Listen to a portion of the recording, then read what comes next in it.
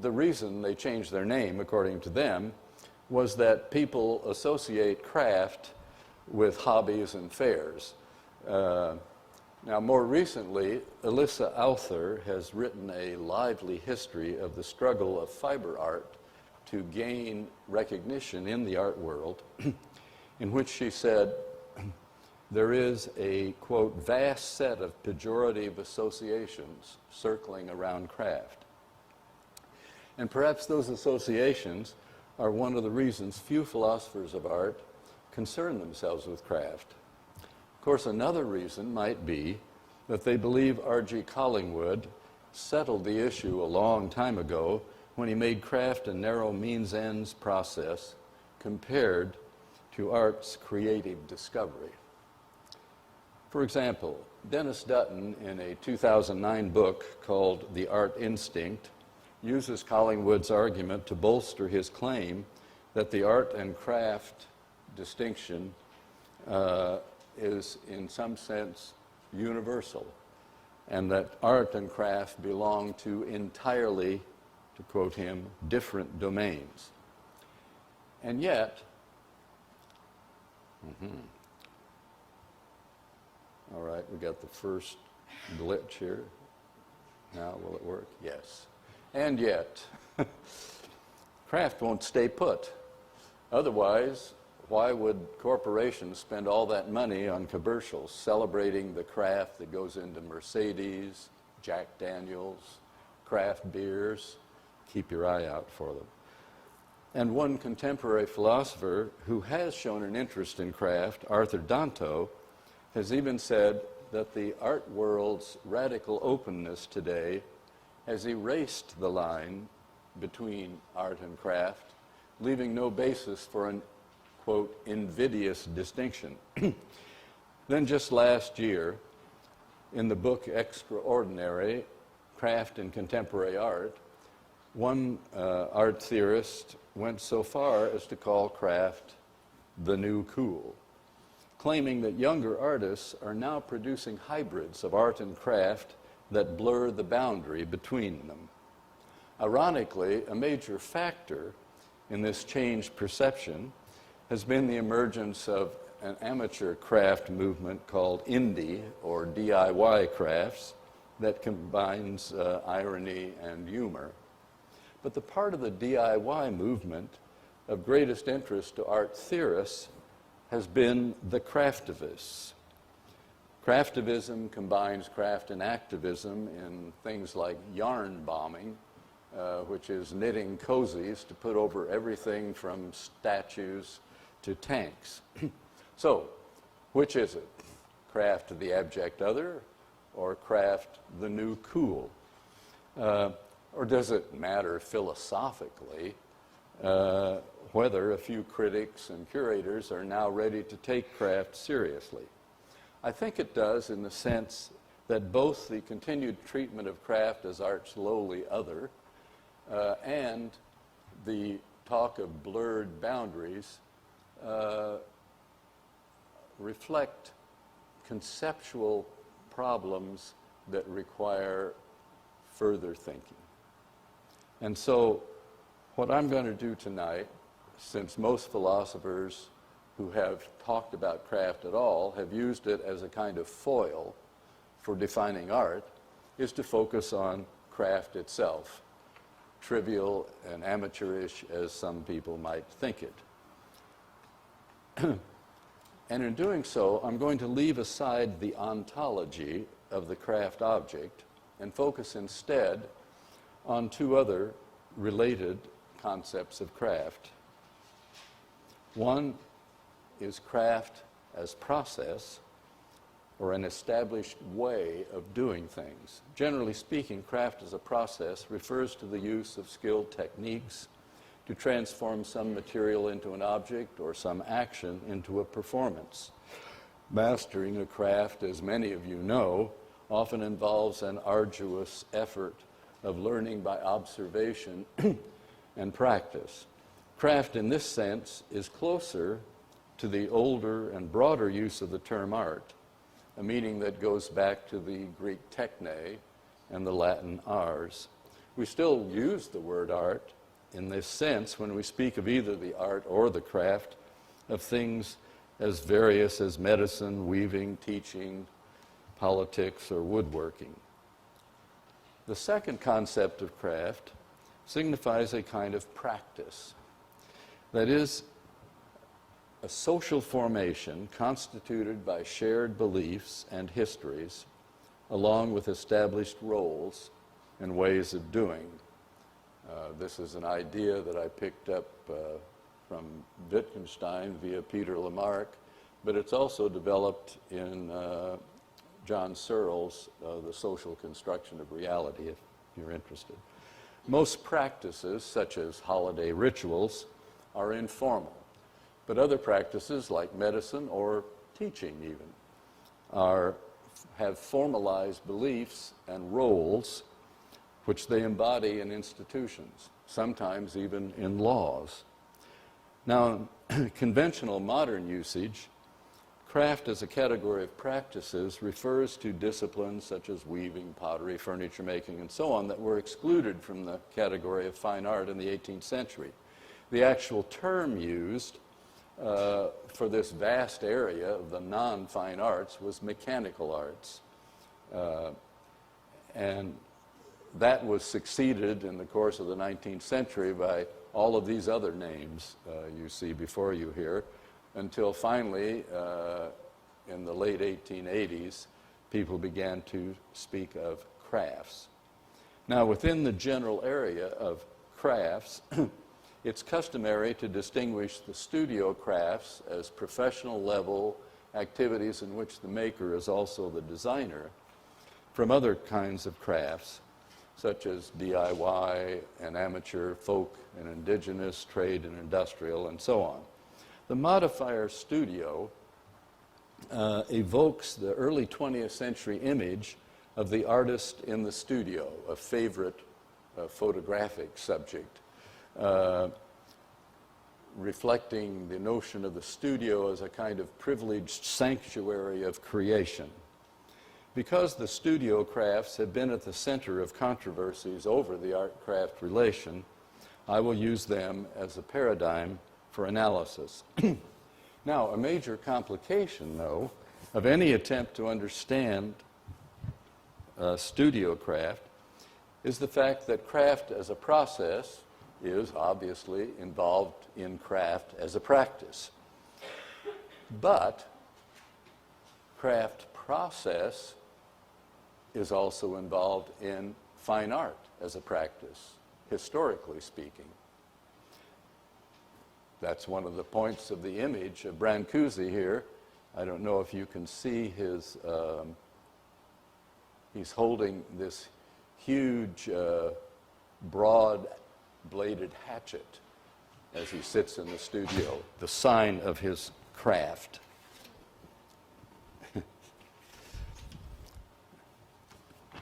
Now we'll see if I can master the craft of dropping my manuscript and finding the same place in it. Okay. Now,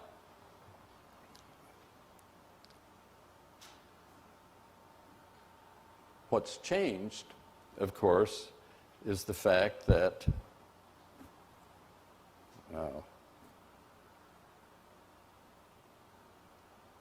what's changed, of course, is the fact that although the craft process has remained integral to craft making, today both craftsmanship and the studio have become highly questionable within art. That's why, as follow the little preview you got inadvertently, I want to spend this little historical section looking at two things that, it struck me, move in tandem, or almost in parallel. The rise of studio craft as practices, historically, and the decline of the craft process in the fine arts. Now, of course, the widespread use of the term crafts for the category of practices comes from the arts and crafts movement that grew out of John Ruskin's and William Morris's reform efforts in the late 19th century. Politically, they called for humanizing industrial working conditions by reestablishing small handcraft workshops where the craftsperson might play the role of designer. Culturally, they called for the reintegration of fine art with the decorative arts in the belief that this would bring about an unaffected beauty in the design of everyday objects. And they hoped that this twin program would result, as Morris put it, quote, in an art made by the people and for the people, a joy to the maker and the user. These heady ideals inspired a group of London architects, designers, and craftspeople to found what they called the Arts and Crafts Exhibition Society, the first use of that phrase. This phrase, arts and crafts, soon became the name of the entire social and cultural reform movement that spread across Northern Europe and across the Atlantic, including coming to Boston, whose Society of Arts and Crafts still exists 115 years later. The frontispiece of the London Society's first exhibition catalog in 1888 is particularly revealing, since it shows personifications of craft and design holding hands. And the exhibition rules embodied that alliance by requiring designers to list the name of the craftsperson who actually made the work. The tailpiece of the catalog portrayed the restored unity of the arts by showing architecture, painting, sculpture, flanked by pottery, glass painting, design, and metalwork. This early moment of the arts and crafts movement reflects three conceptual assumptions. First, craft was conceived relationally, with craft and design in this partnership to try to overcome the separation of the fine and decorative arts. And at this stage, the roles played by designer and craftsperson were still fluid, with most craftspeople being primarily makers of what the designers designed. Now, the importance of design in this early stage suggests that we might profit philosophically from rethinking craft in terms of a tripartite relation instead of as one leg of a dualism. Secondly, the crafts as a set of practices were conceived extensionally.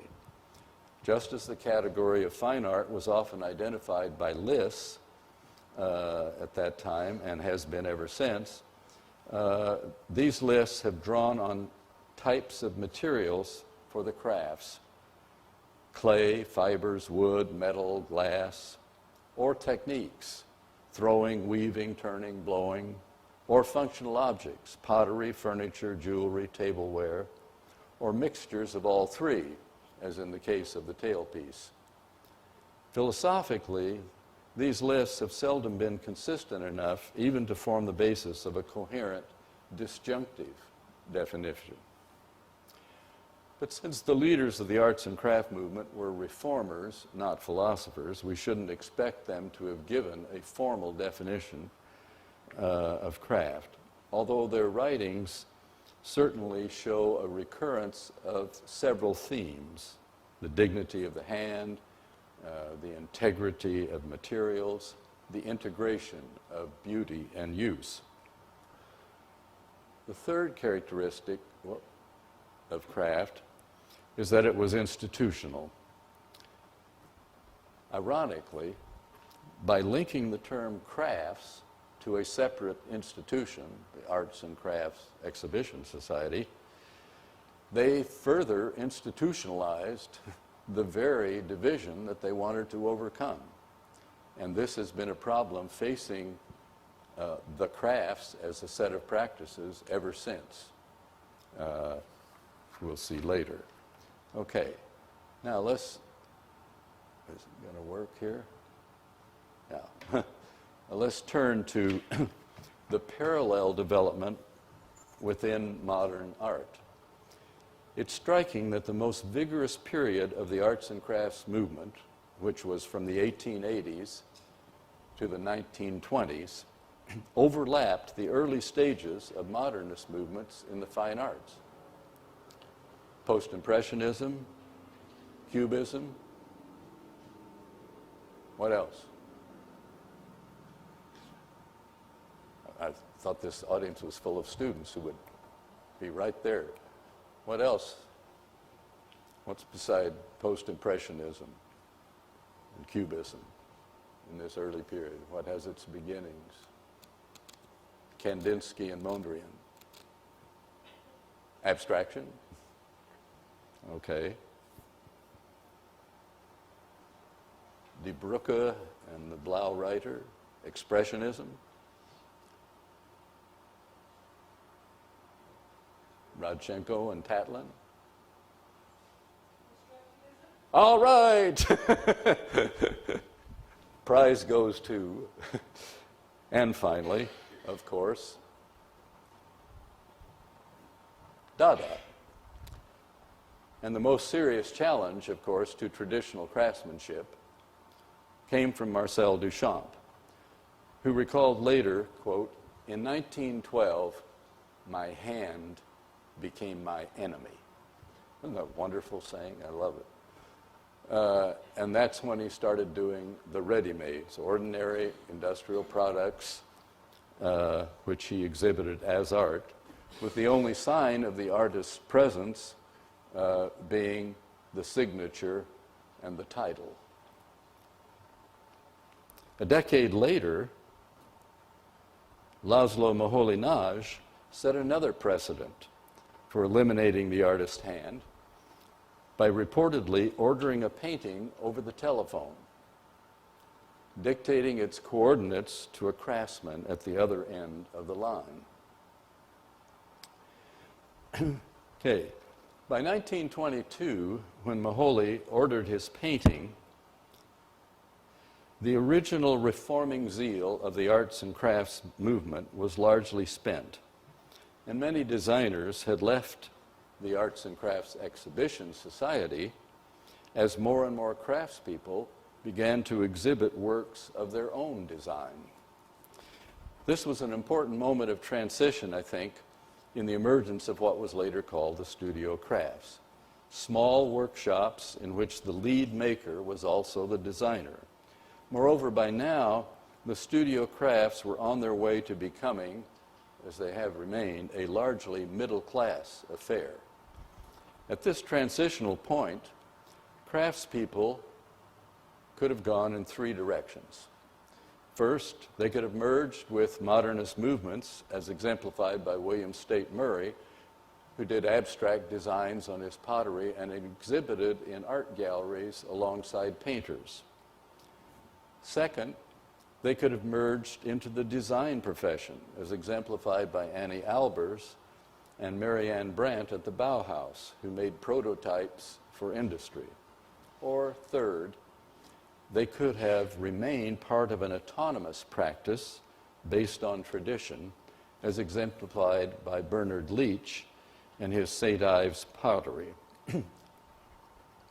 Yet, this early opportunity to have become part of modern art was all but gone by the mid-30s, when many vanguard artists, critics, and curators embraced a machine ethos. This was also the period when design began its cultural ascent, as it turned from luxury goods to industrial design. From then on, design allied to industry would fulfill Morris's dream of art by the people, for the people, bringing beauty into everyday life. The studio crafts by the 1940s, then, had been shunned by both art and design, and it was in the 1940s that they created, in the United States at any rate, a world of their own, This is when the American Craft Council was formed, when the magazine American Craft was founded as Craft Horizons. This was the period when the American Craft Museum was formed. So all of these institutions created a place where craftspeople could show their work, discuss their work, meet each other, and so on. That world was deeply shaken 10 years later in the 1950s when craftspeople associated with university art departments, like Peter Volkos, began to adopt the latest art world styles and deliberately made non-functional objects in a bid for fine art status. Over the next 3 decades, pots that wouldn't hold water, chairs you couldn't sit on, became the hallmark of vanguard studio craft, often called craft as art or fine craft. This art-aspiring tendency of making works destined for the gallery or the private collection eventually came to dominate the entire craft movement, certainly the major craft institutions, whose journals and conferences often agonized over why art critics and curators seldom took their work seriously.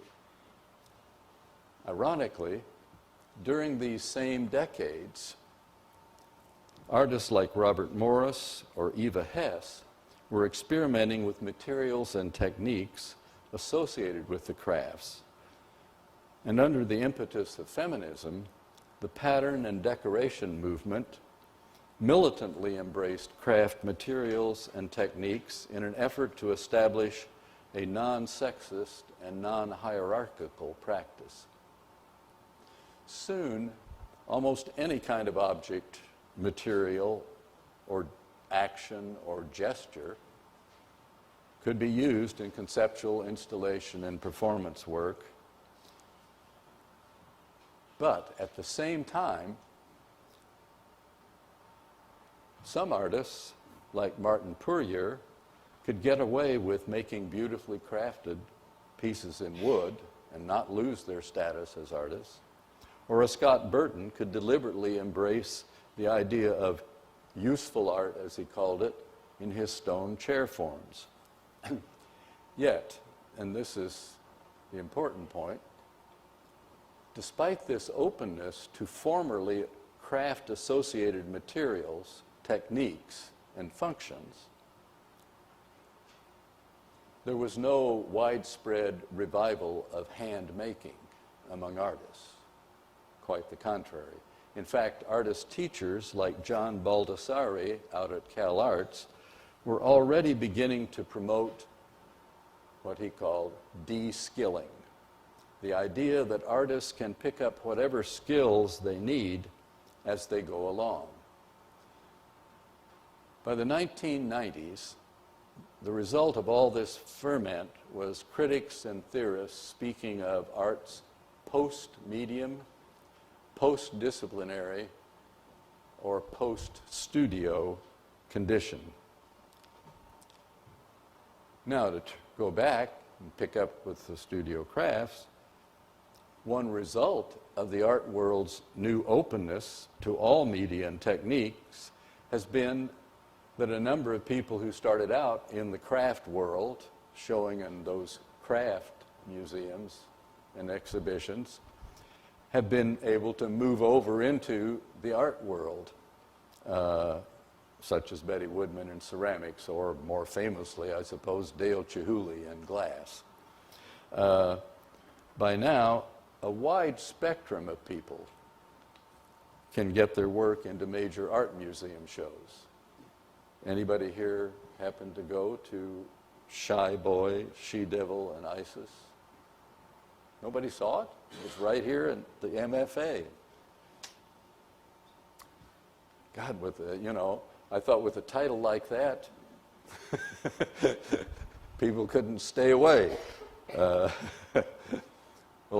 I'd love to go into what each of these is about, but at any rate, not only can lots of people get into art museum exhibits, but even major art awards can go to people making works in traditional craft media, such as Britain's prestigious Turner Prize. It's worth about $35,000 for contemporary art, which was awarded to Grayson Perry in 2003 for his narrative pottery. One thing about Perry I'll just throw in here is you kind of wonder, because really good potters say, well, this technique isn't that good. It's kind of sloppy. But of course, in a way, that assures that he's an artist, not a craftsperson. Right? Well, given so many crossings of the art-craft divide from both directions, it's no wonder that critics talk about blurred boundaries between art and craft. So the question is there still a viable distinction between art and craft? When Arthur Danto claims that post-disciplinary pluralism has actually erased the line between art and craft, so there is no longer a basis for an invidious distinction, does that mean there's no longer a basis for any distinction? As I'm sure Danto himself would agree, the mere fact that works in materials and techniques once associated with craft are now accepted by art museums and prize committees proves nothing philosophically.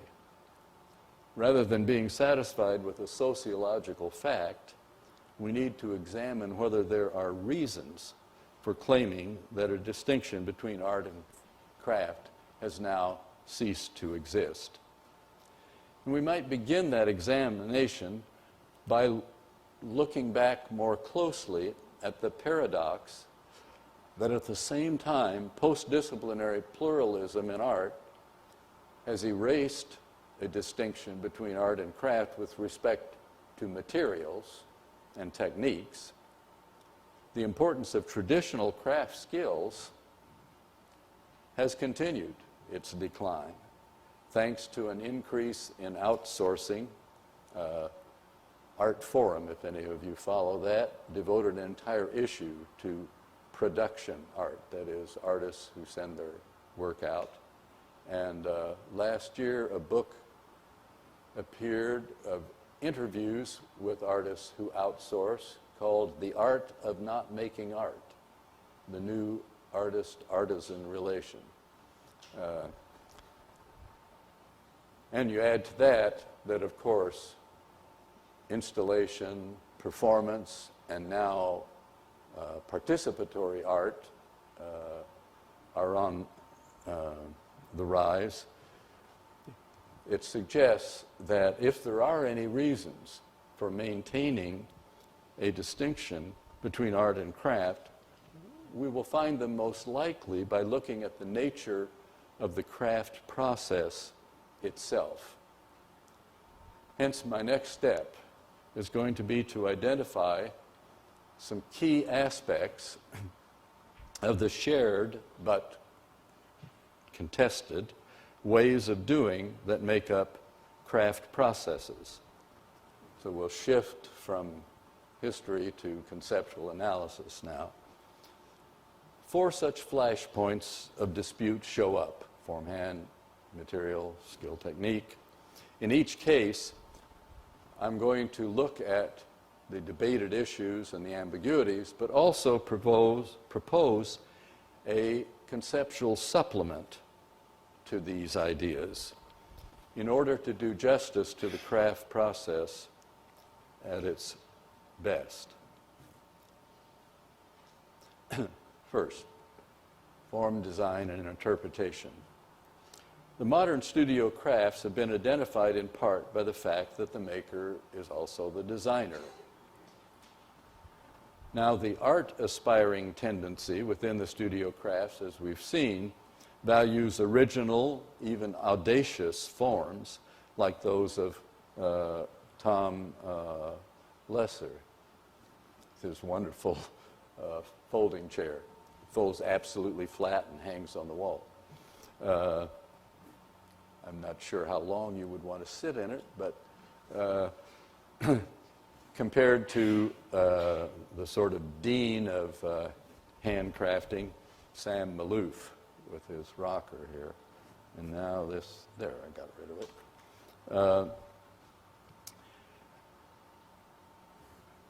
Who, of course, is devoted to making functional craft works,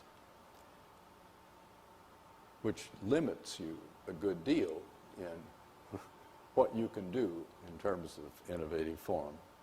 Yet, we should not assume that craftspeople committed to functional work are stuck in the past, since any tradition requires interpretation, even if the changes tend to be incremental. As we'll see when I discuss mastery a little later on, innovative interpretation of traditional form often arises spontaneously in the process of making itself. Now, as for industrial design and interpretation, obviously since the coming of the Industrial Revolution, the more typical case of craft production worldwide has been one in which the craft person executes designs prepared by others. And those situations, I think, present a particularly interesting case for thinking about craft. As David Pye points out, unless one were to invest an inordinate amount of resources specifying every detail of a worker's movements and actions, craftspeople have to interpret a designer's drawings and specifications in the course of making an object. And the necessity of interpretation in this kind of craft, it seems to me, is analogous, though on a more limited scale, to that of musicians performing a score. The composer or the designer may demand absolute compliance, but it will not always be possible, unless you're standing right over the person, to guarantee exactly how a composition will sound or an object will look. Thus, even when the maker is not the designer of the work, the maker's interpretation will determine certain qualities of the final product. Hand and tools. Apart from a few purists, most craftspeople have always used the best tools available. And today, that includes not only conventional power tools, but newer digital tools such as CNC milling machines or digital controlled looms. Any tool puts some distance between the body and the material, right? As one person pointed out, probably the only true handcraft is when you shape clay by hand without any tools. But practically every other craft, maybe basket weaving is all hand done, but every other craft you've got to use something. And that something always puts a distance between your body and the material. But that's quite a distance, right? When you're reduced to blowing the dust off as the shop bot is working away. The craftsperson becomes practically just the designer in digital craft. Yet, craftspeople who are working with their own designs and their own machinery are nevertheless free to intervene, right? Unlike in the industrial situation, and to engage in some hand finishing at the end. Now, there's the question of whether design on the computer itself could be called a handcraft. I'm persuaded by Malcolm McCullough's argument in his book, Abstracting Craft, The Practiced Digital Hand, that expert computer users manifest an engagement with screen imagery that is similar to traditional handcraft, and that increasingly intuitive hand-eye coordination will emerge as new haptic devices replace the mouse.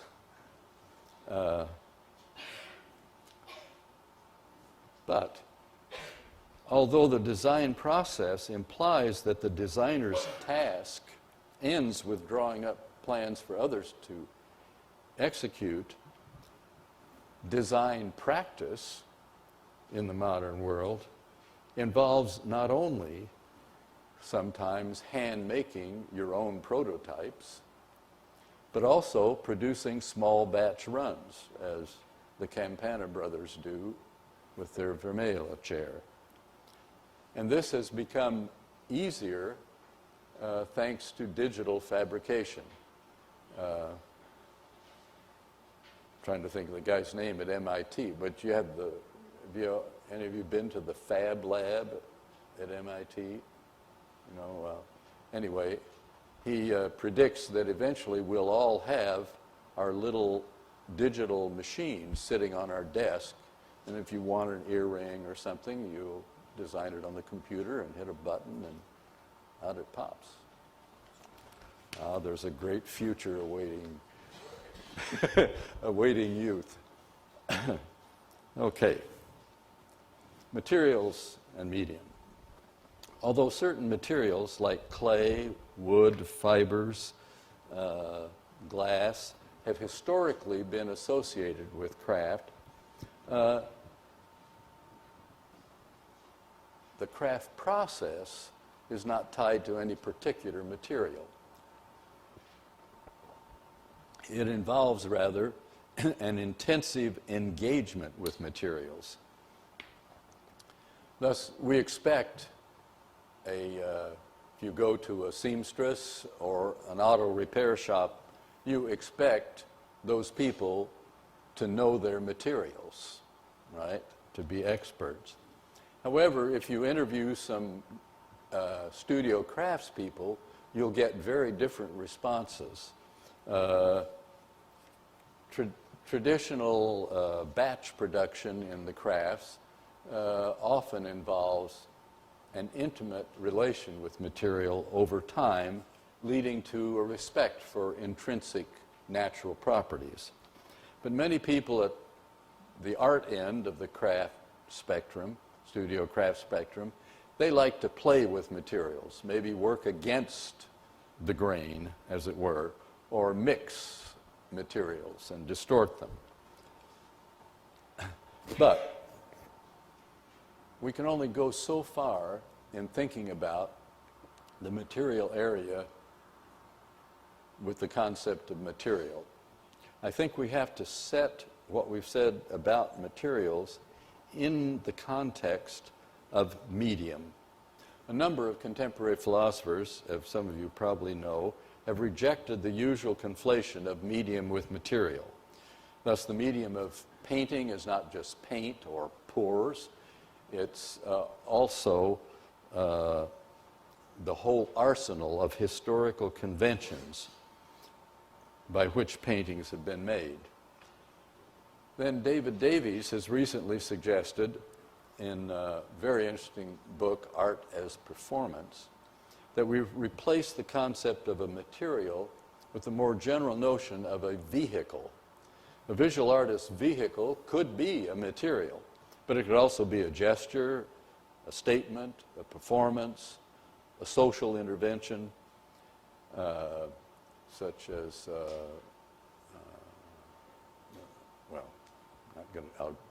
we'll go too long if I start giving examples. The case of craft practices, however, you're probably going to find materials as vehicles. Yet, a vehicle in craft should be distinguished from the medium. That is, a particular fiber, for example, can become the vehicle of a variety of media: weaving, knotting, knitting, crocheting, quilting, embroidering. And each of these media has its own techniques, its own expressive possibilities, and its own formal histories. There actually are books on each of them. Now, when it comes to the computer, of course, I guess the material used to be pencil and paper, maybe. But of course now, there is no material. It's all virtual occurring on the computer. And so McCullough suggests that we just think of the computer plus its software together as a medium in which the designer works. All right. Skill and technique. In turning to the interrelated concepts of skill and technique, we arrive at the very heart of the craft-making process. But here again, there are ambiguities and conflicts. The most serious problem with the terms skill and technique is that each has typically been understood too narrowly. Skill as manual dexterity, technique as rule-bound procedures. This is one reason why both skill and technique have long been depreciated by artists and art theorists, culminating in the de-skilling idea.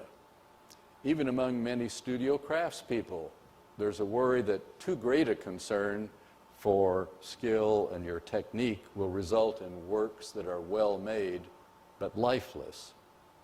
Obviously, if one accepts the common view of skill as mere dexterity and technique as correct procedure and ignores the possibility of interpretation, the craft process as a whole will appear to be a technical routine. And this, in fact, is the way many philosophers have regarded it.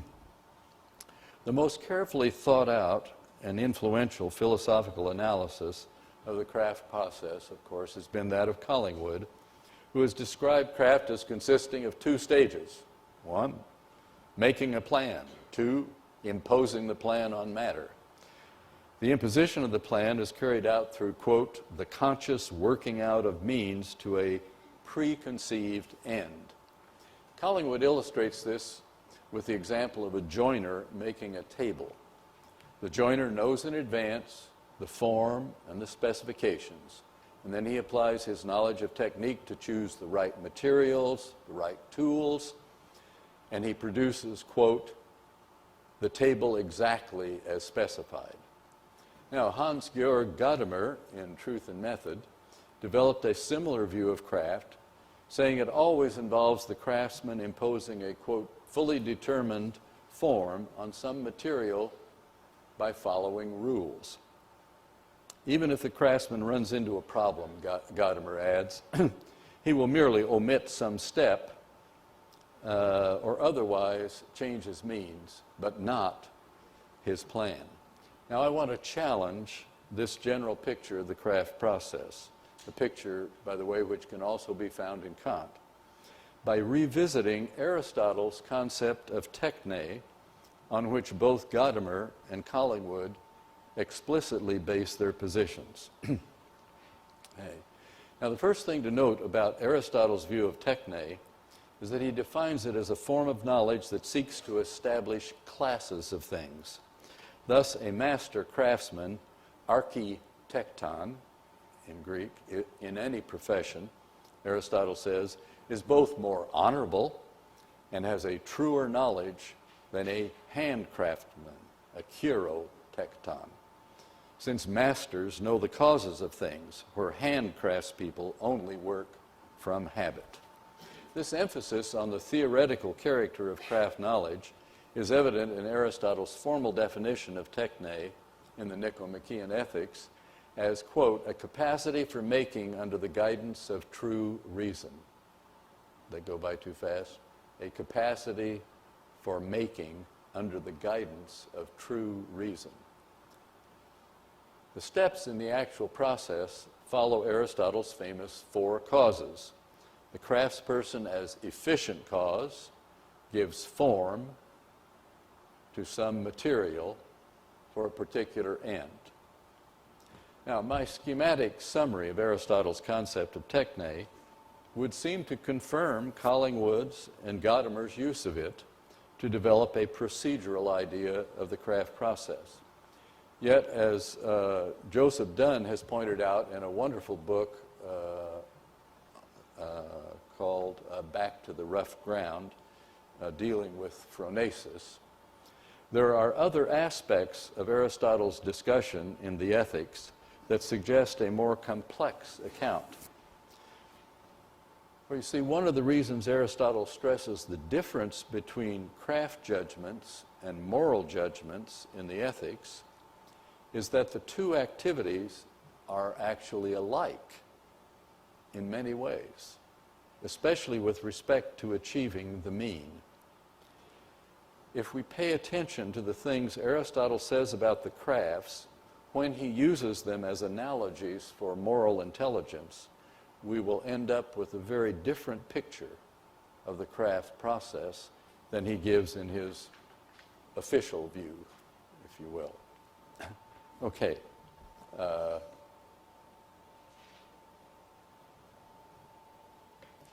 Supple mastery. Let's do a little rethinking of Aristotle here. Perhaps the most revealing analogy that Aristotle makes is when he says that deliberation toward the mean in moral intelligence must take into consideration both suitability to context and kairos, the Greek word for an opportune moment, as do such crafts as medicine or navigation. And he adds that if you consider military strategy, another techne, it, also like navigation, must take into account chance. And Aristotle even quotes a poet here, Agathon, who says, quote, "Craft is fond of chance, and chance is fond of craft." Secondly, the crafts are treated by Aristotle as varying among themselves with respect to precision in hitting the mean. With medicine, for example, being more quantifiable than money-making. We could all agree with that. And navigation, more quantifiable than gymnastics. Seems like a strange comparison. But Aristotle used all the crafts at his disposal as analogies. Finally, Aristotle draws a parallel between the way we learn morality and the way we learn a craft. Both are learned primarily by practicing them. So, let's have a drink. If we put together these characterizations of craft, we get a much suppler and more open-ended view of techne, which now looks more like the negotiation of a complex and constantly changing situation than the simple imposition of a pre-given form on matter. Thus, when Aristotle says that moral intelligence involves acting, quote, in the right amount, at the right time, for the right end, and in the right way, I believe we could say something similar of the craft process at its best. Centering clay on a wheel and raising a vase requires using the right amount of force at the right time and in the right way. Any of you ever tried doing this? I signed up for ceramics once, and I never got it centered. So I appreciate anybody who can do it. You do have to have just the right amount. The same is true, right, in hitting a piano key and releasing your finger. The right amount of pressure at the right time, all right, in the right way. Same with drawing a bow across a string, playing the cello. Now, okay, so much for Aristotle himself. I want to go outside Aristotle to the larger Greek culture for a moment, because there's another concept that was used in Greek for this suppler aspect of techne, a quality called metis, or translated by Marcel Détienne and Jean-Pierre Van Nant as cunning intelligence. Cunning intelligence combines the quick-witted reading of a mobile situation. You know, it's like driving Route 128 in rush hour, maybe. You combine quick-witted reading of a mobile situation with the capacity to devise clever stratagems to meet it. This is the kind of resourcefulness that characterizes the adept hunter, the sailor, the metal worker, or the political leader. Tellingly, Homer calls Odysseus Polymatus, the man of many wiles. It is striking to me that this ancient idea of cunning intelligence parallels one of the two primary meanings of craft in English.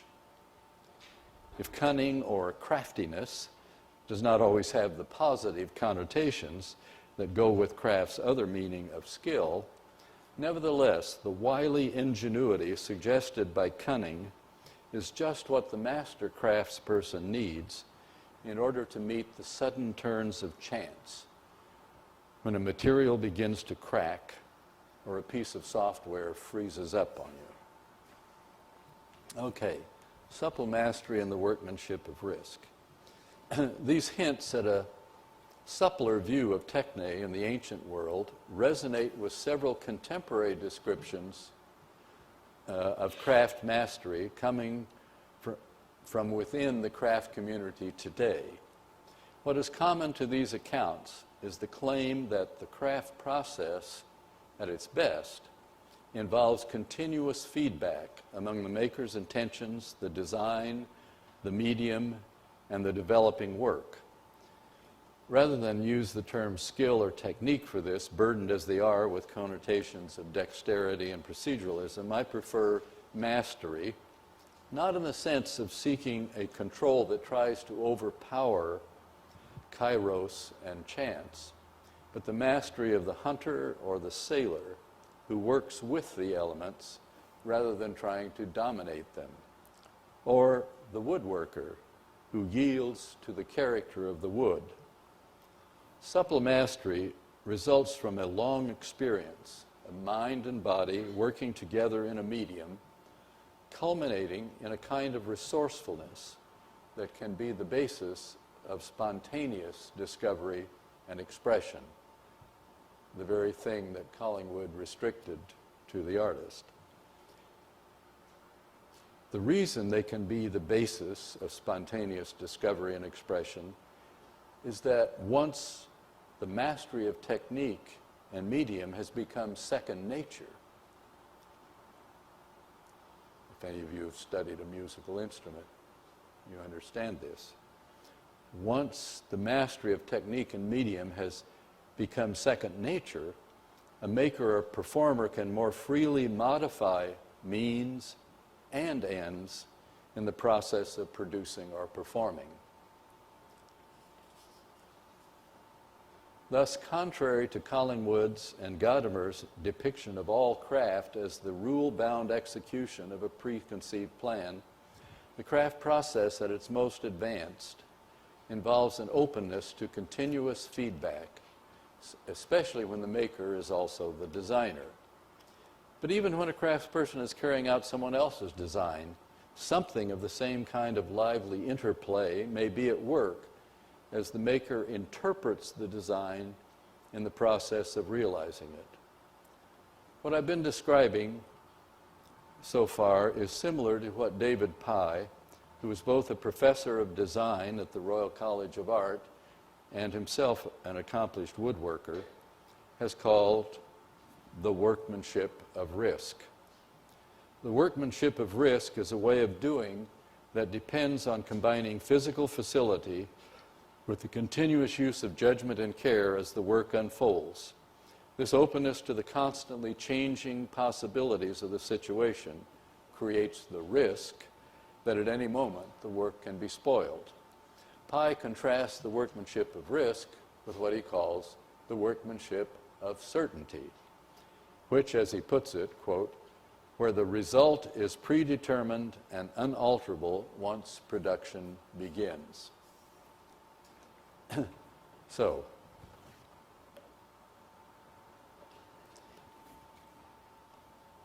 Let's apply this now to the craft practices and design practice. The extent of the role of a supple mastery or workmanship of risk varies enormously among crafts practices. Obviously, many trade and industrial crafts involve executing plans that leave precious little room for interpretation. And although Collingwood's joiner making a table may be following his own plan, as Collingwood depicts him, he's executing in a way that allows no feedback or spontaneity. And no doubt, I have no doubt that there are craftspeople who work that way. Collingwood's mistake was to make their routine workmanship the paradigm of all crafts processes. Now, among studio craftspeople, there is a spectrum of attitudes, as there is on every other topic we've talked about, ranging from those, like Sam Malouf, who engage in small batch production and have spent years achieving a high level of tacit knowledge in a particular medium, to those at the far end of the art-aspiring tendency who share many artists' suspicion of skill and technique. As for the realm of amateur craft, many dedicated amateurs obviously achieve a level of mastery approaching that of professionals, whereas the rest of us hobbyists may be content with craft as recreation or therapy. No doubt one of the reasons that the authors of extraordinary craft and contemporary art found current indie or DIY crafts so cool is that DIY emphasizes playfulness over technique, and the craftivists subordinate technique to political statement. As for design, the masterly use of software obviously involves flow and feedback loops similar to those in advanced craft processes, but the application of them in design varies by context. Thus, in industrial design, mastery often means the designer, or more likely the design team, is required to produce a step-by-step articulation that prepares the way for the workmanship of certainty. But for designer makers, like the Campana brothers that we saw before, who engage in small batch production, mastery takes on a more complex character, since the designer interweaves the design and making stages in a way very similar to the craftsperson. In sum, then, our examination of the ambiguities and conflicts surrounding form, hand, material, and skill technique has led us to supplement them with the concepts of interpretation, tools, medium, and mastery in order to describe the craft process at its best. We should now be in a better position to answer the question of whether such a craft process provides a basis for distinguishing art from craft. I think. Now, as we've seen, post-disciplinary pluralism means that artists have permission to do anything any way they want for any reason, including using craft materials and processes. We've also seen that craftspeople who are aspiring to become part of the art world can cross the line whenever they are willing to subordinate craft aims and processes to the presentation of ideas. Now, which kind of ideas will enable something to be regarded as art, of course, will depend on one's theory of art. Thus, a philosopher like Nick Zangwill, who holds an aesthetic theory of art, can say in his recent book, Aesthetic Creation, there is really no distinction between art and craft. Art is simply, quote, aesthetic craft. On the other hand, a philosopher like Arthur Danto, who holds a cognitive theory of art, can make a non-invidious distinction between an art and craft, saying of furniture that wants to be art, furniture can be art rather than craft when it is about its own processes, when it becomes, as it were, self-referential. The situation is quite different, however, when it comes to functional craft and design.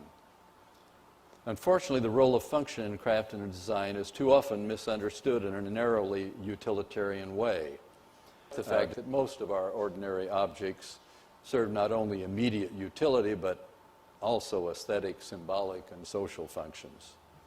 At their best, both design and craft production involve what I would call a complex intentionality that seeks a balance among a variety of factors, such as social symbolism, affordability, craftsmanship, aesthetics, and so on, and tries to make those appropriate to a particular circumstance or situation. Obviously, the task of keeping all these factors in mind in the design and making of objects for daily use requires the kind of supple mastery that we described above. Craft and design practices that integrate multiple functions, complex intentionality in this way, do not need to envy high art's total freedom or its ambition to change the way we see the world, but can willingly embrace the constraints implicit in serving bodily needs and the meanings associated with them. Here, I believe, then, is a conceptual basis for a non-invidious distinction between one kind of craft and design practice and the practices of high art. So, how do things stand then with the art-craft dichotomy? Well, we've been looking at it, right, primarily from the craft side, and we distinguish between craft as process, craft as practices. Then within practices, we distinguish between two tendencies, one that can now blend into the post-disciplinary art world, and the other, small batch production, that in a sense is almost identical to the work of designer makers.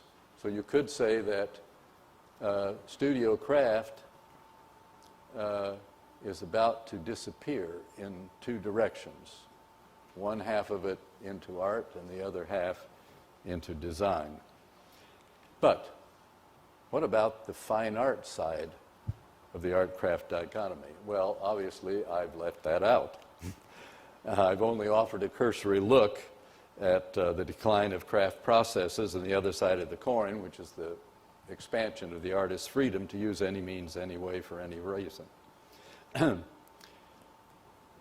although an account of art as a distinct kind of practice is beyond the scope of my talk, I do want to venture a comment on a possible role for craft processes in contemporary art. If we understood the craft process as supple mastery, or the workmanship of risk, then I think craft processes do already play a role even in conceptual, installation, performance, and participatory art. As Helen Molesworth and John Roberts have argued in very different ways, what has happened since Duchamp is not simply a de-skilling, but a re-skilling, as artists have had to master new kinds of vehicles through which to embody their ideas. Duchamp, by the way, already understood that his ready-mades required new skills, such as knowing what to choose and when to do a ready-made. Not too often, he opined, thus exercising a craftsman's judgment concerning the right amount at the right time in the right way. Well, many, many issues that I've not touched on, but I hope I've said enough to convince some of you that we should abandon the art-craft dichotomy and think of craft, design, and art as three kinds of overlapping practices. The weaver, Anne Sutton, was thinking of them in this way when she said, quote, "I work sometimes as an artist, sometimes as a designer, sometimes as a craftsperson, and I find that they complement each other." Okay, thank you.